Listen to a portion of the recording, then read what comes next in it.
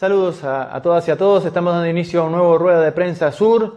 Sean bienvenidos todas las compañeras y los compañeros de Norte, Centro y Suramérica que nos siguen a través de las plataformas digitales de YouTube, de Stentor TV y también semanalmente a través de la señal regional de Vive Andes y las televisoras aliadas en el estado Táchira, República Bolivariana de Venezuela. En la jornada de hoy vamos a estar dialogando, vamos a estar analizando la situación económica, la situación integracionista en zona de frontera, cómo afecta a Colombia, cómo afecta a Venezuela, cómo afecta a los procesos de integración latinoamericano, toda esta situación que está siendo suscitada en la República Bolivariana de Venezuela. Y para esto hemos invitado y agradecemos de antemano la presencia aquí en Rueda de Prensa Sur de Óscar Forero, investigador, economista. Bienvenido. Bueno, muchas gracias por la invitación al equipo de Rueda de Prensa Sur.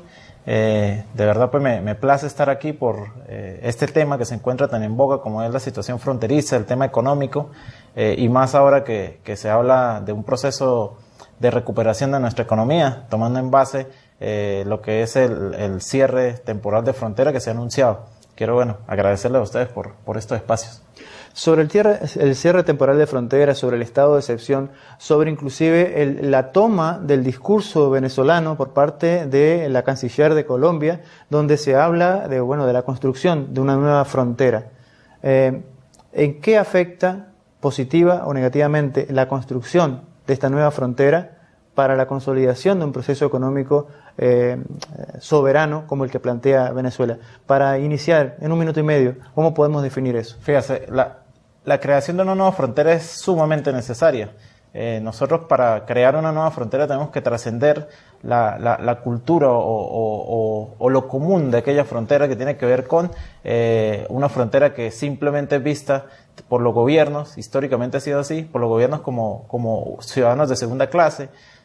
Por otro lado, la oligarquía la han visto como el lugar para pagar sueldos de miseria, y las mafias se han apoderado de estos espacios para reproducir sus recursos, para maximizar sus recursos y para legalizar y legitimar sus capitales. ¿Es erróneo hablar de guerra económica? ¿Hay una guerra económica? ¿No la hay? ¿Es un invento del gobierno? ¿Es un artilugio de la oposición para decir que el gobierno distrae la atención a través de un cartel de guerra económica? Fíjate, la guerra económica desde el punto de vista capitalista siempre ha existido. Yo siempre hago la pregunta, ¿cuándo cuándo la oligarquía o los grupos de poder no han explotado al obrero? Si lo miramos desde ese punto de vista, siempre se ha realizado una explotación hacia el obrero. Entonces, yo más bien considero que hay una intensificación de la guerra económica, es decir, hay un mayor ahorcamiento hacia la población, donde anteriormente los niveles de plusvalía, si bien eran elevados, pues garantizaban de una u otra forma las condiciones mínimas de la población. Hoy día pues vemos cómo estos niveles de plusvalía se han incrementado de una forma alarmante, al punto de que tenemos vehículos, casas que valen millones, y el sueldo continúa siendo de un sueldo bajo en comparación con los niveles de incremento que han tenido tanto los productos, desde la cesta básica hasta los productos de lujo, que podrían ser considerados de lujo, pero que hace un par de años eran de fácil acceso por parte de la población. Como ustedes pueden ver, como pueden apreciar, como pueden escuchar, este es un tema muy complejo, multifacético, que va a requerir que vayamos desmenuzando paso a paso este tema con el compañero Forero y con todos ustedes a través de Rueda de Prensa Sur. Les invitamos a que se queden con nosotros. En unos minutos regresamos para seguir analizando la situación de frontera, la situación económica en la República de Venezuela y su impacto en la región.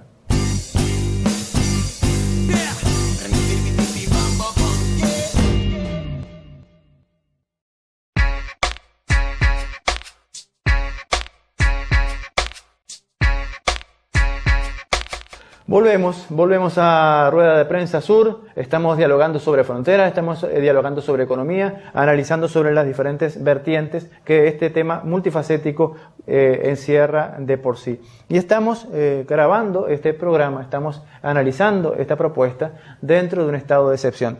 Pero si vamos a la raíz de este concepto, podemos considerar que la zona de frontera, por lo general, vive en un estado permanente de excepción que muchas veces no se condice con la realidad del poder central del país, ni tampoco con la situación del país vecino, donde se genera una estructura única, diferenciada en zona de frontera. ¿Podemos hablar de una zona de excepción permanente más allá de la actualmente declarada? Sí, más allá de un decreto, porque en general eso fue un decreto, la frontera siempre es una zona de excepción, es una zona que reúne características, es decir, es la mezcolanza de una serie de características propias tanto de la sociedad colombiana como de la sociedad venezolana, que se entremezclan, que se inmiscuyen allí y que reúnen una serie de características culturales, históricas, políticas, alimenticias, sociales, familiares. Es decir, allí hay toda una unión o podría generarse incluso una nueva sociedad, o nace allí una nueva sociedad. El aspecto está en cómo hacer para controlar o para tratar de generar estrategias y herramientas que nos lleven a generar, como mencionamos anteriormente, una frontera que sea nueva, una frontera que más allá de lo que tanto se pronuncia que es la frontera más dinámica de América Latina, vaya en beneficio de la sociedad, más allá de generar o reproducir capital, que es por lo cual se vanagloria tanto la frontera más dinámica de América Latina. El objetivo es cómo hacemos desde el lado venezolano para tratar de solucionar o tratar de ayudar o colaborar en los altos índices de exclusión que tiene la sociedad colombiana, pero al mismo tiempo cómo hace desde el lado colombiano para tratar que en el lado venezolano se incrementen los valores de producción, pero no los valores de producción solamente desde el punto de vista capitalista, sino los valores de producción social, cultural, políticos y al mismo tiempo de desarrollo económico que necesitamos en este lado de la frontera. ¿Cómo se explica o cómo se entiende que una moneda que mediáticamente hay una matriz permanente de opinión que dice que está devaluada, que no tiene ningún tipo de valor, que está depreciada a nivel nacional e internacional, genere la creación de mafias para traficar con ella? Sí, mire, la frontera entre Venezuela y Colombia reúne una serie de características esenciales. Una de ellas es que creo que es el único país del mundo, o la única frontera del mundo, donde se define la política económica de un país soberano en otro país. Es decir, la política económica y monetaria de nuestro país la definen cerca de 3.000 casas de cambio que están instaladas en Colombia. Ellos son quienes dicen cuánto vale el bolívar, ellos son quienes actúan como una especie de banco central paralelo. Ahora, de verdad, pues, si nosotros nos ponemos a revisar las cifras, si nosotros nos ponemos a ver algunos datos y nos damos cuenta que no es como nos dicen que nuestra moneda no vale nada. Alguien en su hogar dirá, bueno, pero ¿cómo es eso que la moneda no vale nada? Y como comentaba hace rato entre cámaras acá, el país que mayor reservas de oro tiene en su economía es Venezuela. Es el número 16 en el mundo. Es el país de Latinoamérica con mayor reserva de oro. Tiene el 67% de sus reservas de oro. Tiene el 54% de las reservas de oro de América Latina. Si juntamos a Brasil, a México, a Colombia, a Perú, a Argentina, que son economías grandes, no llegan, no equiparan, no igualan las reservas que tiene Venezuela. Y por otro lado, Colombia tiene solamente el 0,16% de sus reservas en oro. Entonces, ¿cómo venimos nosotros, como venezolanos, incluso a dañar a nuestro país? Porque nosotros no estamos aquí hablando de que si decimos que nuestra moneda vale, nos vamos a volver chavistas, o que si la moneda no vale, nos vamos a volver opositores. Es un hecho de que es nuestra moneda, de que es nuestro valor, y que nosotros no estamos valorando, valga la redundancia, ese aspecto tan importante de nuestra economía. Y más allá de eso, ¿cómo nos dicen a nosotros que el peso vale más que el bolívar?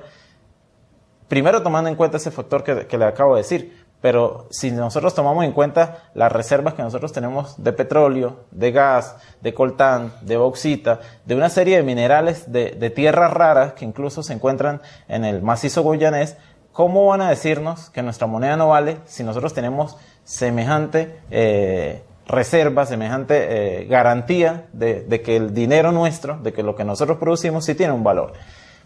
Eso pues evidentemente se debe a varios factores, lo comentaba hace un momento, las casas de cambio son las que generan eso, pero también tenemos que nosotros desde una óptica crítica plantear de que es una situación que también desde este lado, desde nuestro país también se ha permitido la acción de estas mafias. No podemos despegar el tema económico del tema político.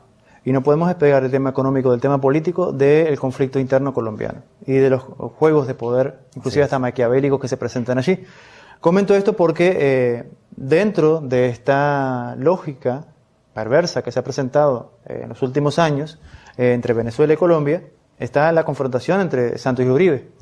Y Uribe, para pegarle a Santos, saca un comunicado a través de redes sociales, un artículo, o difunde un artículo, donde justamente dice que el peso colombiano es la moneda más devaluada del mundo, no de América Latina, del mundo. Lo dice Uribe para pegarle a Santos. Y hay una... ¿Cómo se entiende eso entonces? De que en zona de frontera o en Venezuela se intente posicionar la matriz de que es el Bolívar la moneda que está más devaluada a nivel internacional. Sí, mira, la política y la economía no pueden ir nunca separadas. Son dos factores que van inmersos y van inmiscuidos uno del otro. En Colombia pues se presenta un proceso, hay un proceso o hay varias guerras pequeñas o entre guerras. Hay una guerra entre el Estado y los grupos subversivos, hay una guerra entre el paramilitarismo que todavía se encuentra en Colombia y la guerrilla, pero al mismo tiempo hay una guerra entre los factores oligárquicos. Hay dos factores oligárquicos, uno que es el factor neooligarca, que está representado por Uribe, que es una oligarquía que no ha sido tradicional, es una oligarquía que ha basado su acumulación de capital en base a lo que es el narcotráfico, los negocios ilegales. Pero hay otra oligarquía que es una oligarquía tradicional, que es la que maneja Santos. Y estas dos oligarquías pues se encuentran enfrentadas tanto por cuotas de poder como por acumulación y reproducción de capital. Entonces estas dos oligarquías pues Uribe cuando estuvo en el poder trató de generar y sentar las bases para generar mayores recursos para la oligarquía que él representa. Por eso él genera, no sé si lo manejan, la resolución número 8, que es una resolución que se hace en base a afectar la economía venezolana, pero no solamente en base a eso, es en base a buscar legitimar los capitales que ellos venían produciendo. Y si nosotros analizamos un poco la historia, vemos como cerca del año 2006, 2007, se genera en Colombia un proceso llamado las pirámides. Las pirámides fue un proceso que buscó legitimar inmensas cantidades de dinero. Cuando las pirámides fenecen o terminan, esos recursos y ese dinero se viene hacia la frontera. Y es por eso que se comienzan a generar procesos como el cambiazo. El cambiazo es simplemente el mismo proceso de legitimación de capitales que realizaban en Colombia con las famosas pirámides. Se han venido alzando voces, no solamente en zona de frontera, sino también en otros espacios políticos, económicos, académicos inclusive, que tiene que ver con violaciones de derechos humanos, sistematización de atropellos a ciudadanos colombianos radicados legal o ilegalmente, o documentada o indocumentadamente, porque ninguna persona es ilegal, así esté donde se encuentre, puede ser indocumentada o documentada según las leyes de cada país. Pero en el sentido de que se ha venido afirmando de que son las personas de menores recursos las que son retornadas, las que son sindicadas como responsables de esta guerra económica, de este desangramiento de la economía nacional, pero no se han visto nombres o estructuras de poder que manejan esa microeconomía para como sindicados, como responsables de la guerra económica. Empresas, me refiero a empresas, a dueños de empresas. ¿Cómo podemos entender esa realidad? Si te parece bien, nos lo explicas en el segundo bloque. Okay.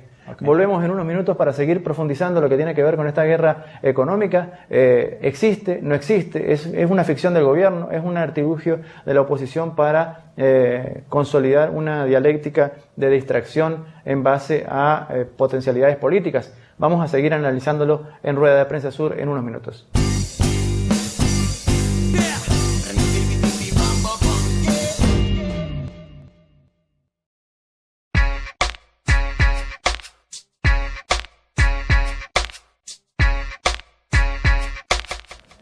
Estamos de vuelta en Rueda de Prensa Sur, estamos de vuelta dialogando con el compañero Óscar Forero, investigador, economista, que estamos profundizando o intentando acercarnos, porque es un tema demasiado amplio como para abordarlo en tan pocos minutos, pero estamos haciendo el intento. Y dejábamos colgado del bloque anterior esta interrogante de cómo se involucran las grandes empresas, o por lo menos los grandes capitales, que a veces no son empresas, pero que actúan como tal para afectar positiva o negativamente esta acción de desangramiento de la economía nacional y de este contrabando de extracción. No solamente las personas, el conocido como el bachaquero, que pasa por el río con un bulto de productos subsidiados, sino también hay una lógica empresarial que trabaja también en ese orden. ¿Qué nos puedes explicar con respecto a eso? La lógica empresarial dice, o la lógica del capitalismo dice que la idea siempre del capitalismo es maximizar los recursos, es pagar los más bajos sueldos para tratar de tener los menores gastos y generar la mayor cantidad de recursos. Esa es la lógica del capital.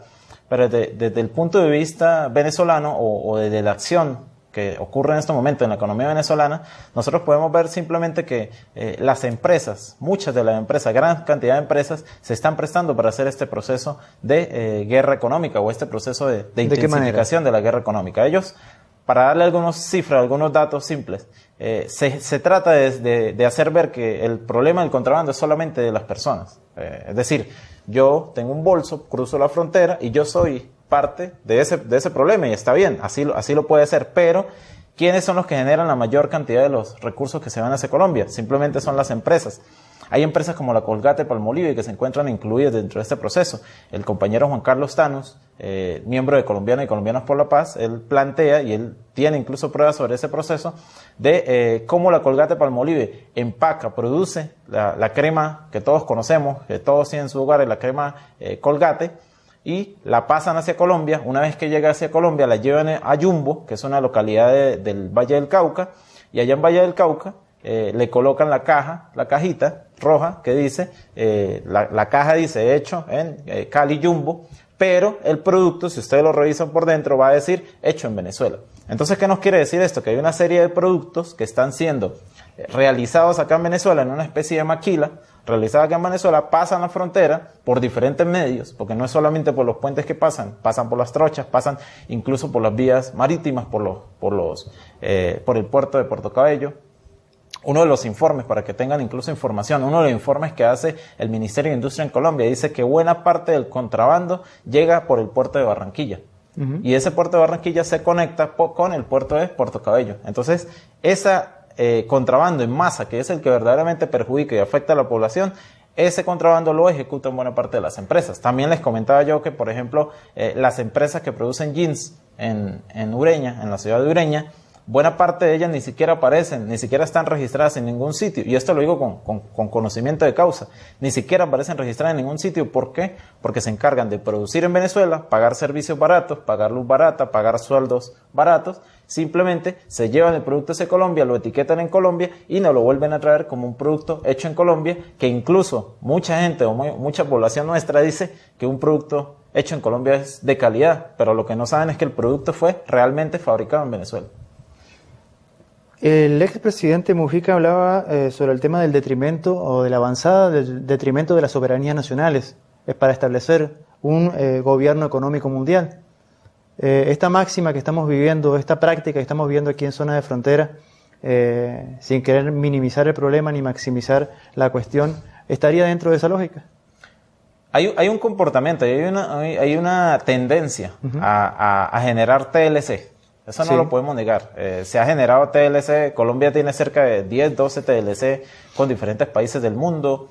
Los Estados Unidos tienen infinidad de TLC. Ahorita se plantea realizar un TLC de la zona del Pacífico con los Estados Unidos y otro de la zona del Atlántico con todos los Estados Unidos. Una especie de OTAN, pero de Tratado de Libre Comercio, que incluso amenaza la producción o la pequeña producción de infinidad de países pequeños que no tendrían la capacidad de competir contra esas grandes peces del comercio. Acá en la frontera pues se ha planteado generar un proceso. Yo en lo particular pues siempre he planteado que hay que tener mucho cuidado con lo que se está tratando de generar de la zona económica de desarrollo de fronteras.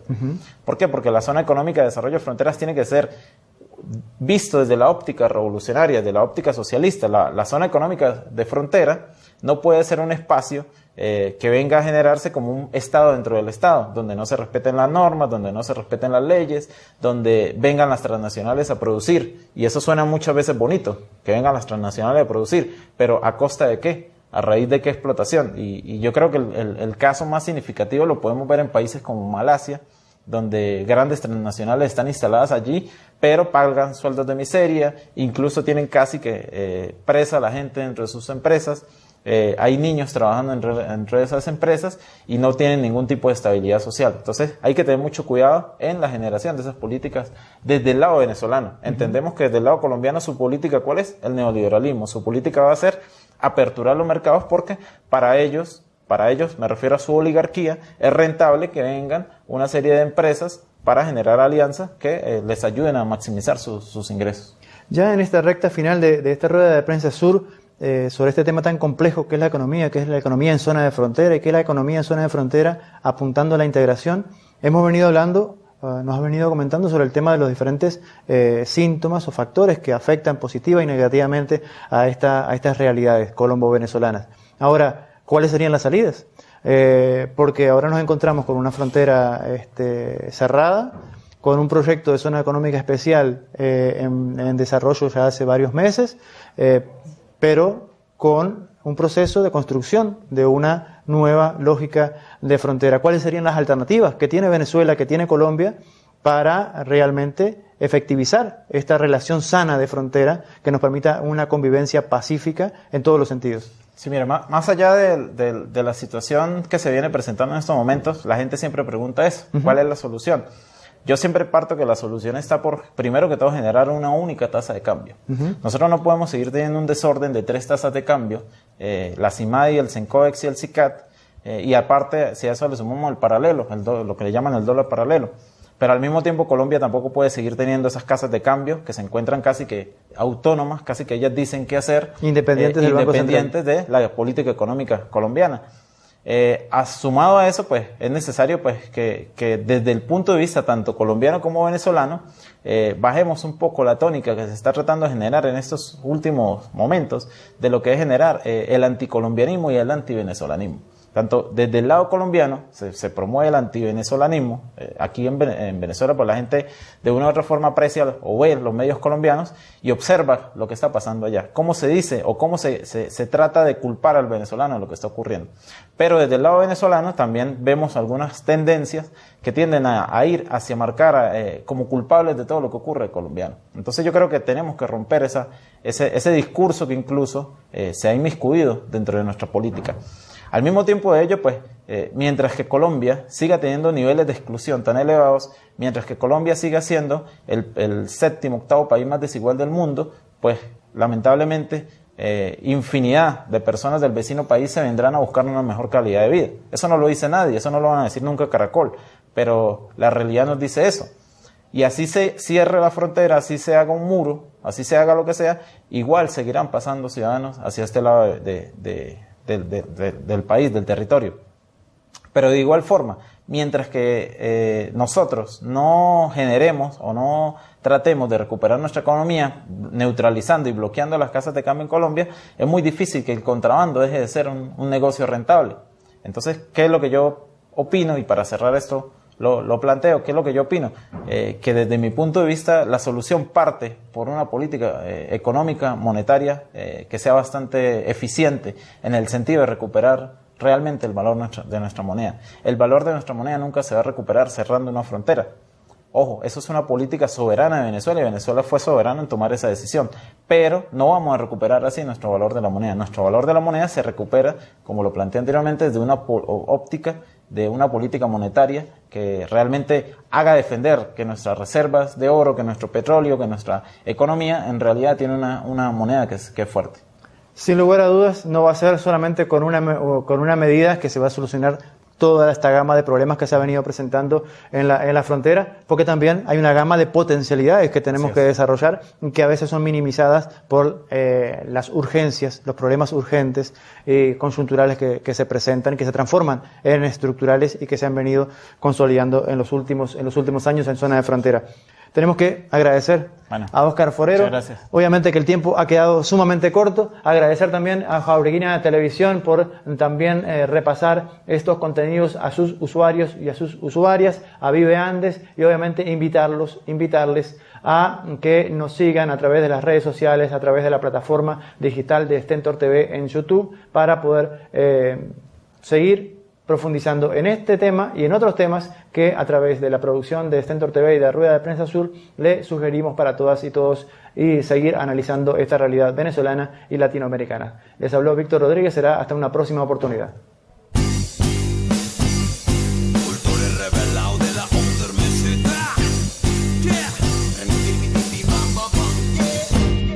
Soy un pobre y no me importa ser rico, mis días van entre el rap y el ejercicio. Reconocí el camino y lo elijo. Soy un culto revelado, de ahí me fijo. Soy un pobre y no me importa ser rico, mis días van entre el rap y el ejercicio. Reconocí el camino y lo elijo. Soy un culto revelado, de ahí me fijo. Yo hago rap en una banda de fusión que asumió un papel en la guerra de información.